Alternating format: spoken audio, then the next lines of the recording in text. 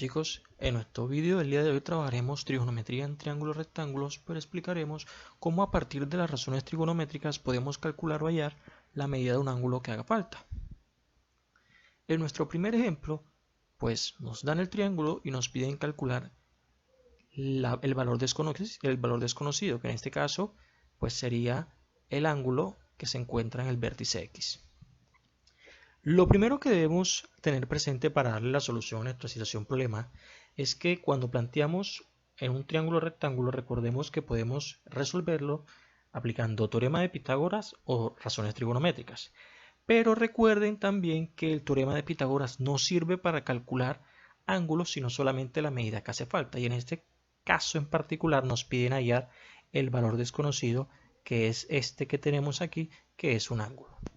Entonces tenemos que aplicar razones trigonométricas. ¿Qué recomiendo? Recomiendo que a partir del ángulo identifiquemos lo que conocemos.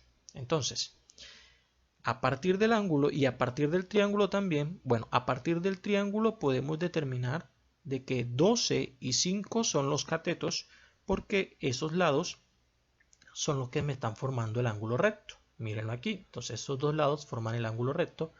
Por lo tanto, 12 y 5 son los catetos. A partir del ángulo, 12 es el cateto opuesto y 5 sería el cateto adyacente. Entonces, a partir del ángulo que queremos hallar, conocemos el cateto opuesto y el cateto adyacente. Tenemos que buscar dentro de las razones trigonométricas fundamentales una que me relacione a cateto opuesto y cateto adyacente. Y es allí cuando aparece tangente. Tangente es igual al cociente entre el cateto opuesto y el cateto adyacente. Entonces, alfa, pues en este caso sería el valor del ángulo que queremos hallar.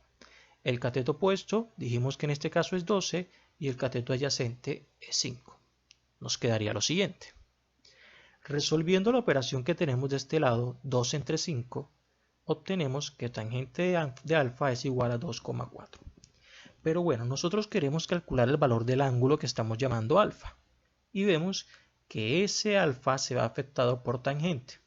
Entonces lo que vamos a hacer es, como en una ecuación normal, enviar esa tangente hacia el otro lado.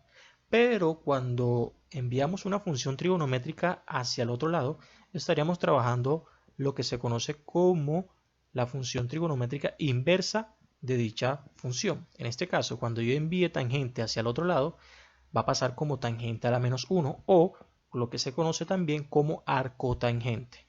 Entonces, reitero, si yo paso tangente hacia el otro lado, pasa como tangente a la menos 1. Tangente a la menos 1 de 2,4. Aquí les recuerdo que para hallar este tangente de menos 1 en la calculadora hay que presionar la tecla Shift precedida de la tecla tangente. Entonces, Shift tangente de 2,4 es aproximadamente 67,3 grados. Es decir, que este ángulo de aquí es aproximadamente de 67,3 grados. Si nos piden hallar el tercer ángulo, no hay necesidad de aplicar razones trigonométricas, sino simplemente tener en cuenta que la suma de los tres ángulos en cualquier triángulo siempre tiene que ser igual a 180. Vámonos con nuestro ejemplo número 2. En nuestro ejemplo número 2 también nos piden calcular el valor desconocido, que en este caso también viene siendo un ángulo. En este caso el ángulo T.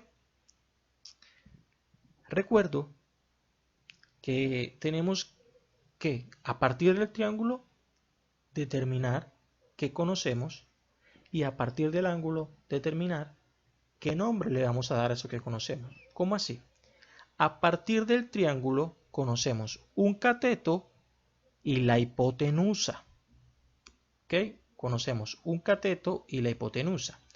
Pero a partir del ángulo, ese cateto se llama o recibirá el nombre de cateto opuesto, porque es el que está enfrente de.